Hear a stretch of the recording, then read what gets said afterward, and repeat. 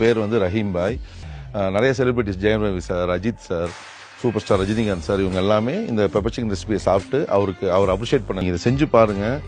செஞ்சுட்டு ஒரு chicken piece அந்த மசாலாவோட எடுத்து சாப்பிட்டீங்கன்னா நாக்கில் கரகளி டான்ஸ் ஆடும். ml ஆஃப் கடலை எண்ணெய் ஆயில் ஊற்றில 150 grams ஆஃப் ஆனியன் போட்டு அரைச்சிருக்கோங்க. ஸோ நம்ம வேணுங்கிற அளவு போட்டுக்கலாம். ஓகே, சரி வணங்கிருச்சுங்க பிரதர், நல்லா வணங்கிருச்சுங்க. கோல்டன் ப்ரௌன் ஆயிடுச்சு.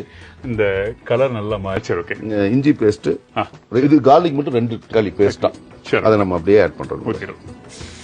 ஸோ தக்காளியும் பேஸ்டா தான் போடுறோங்க பிரதர். நல்லா கொதிக்கணுங்க பிரதர். அப்படியே இருந்த அந்த கோல்டன் ப்ரௌன் மாதிரி இப்போ ஒரு செக்க சவப்புன்னு ஒரு அப்படியே செம ஷைனிங்கான ஒரு மசாலா ஒன்று கிரியேட் பண்ணி சக்தி மசாலா சில்லி பவுடர் பிரதர், சக்தி மசாலா கொரியாண்டர் பவுடர் ரெண்டையும் உள்ள இருக்கு.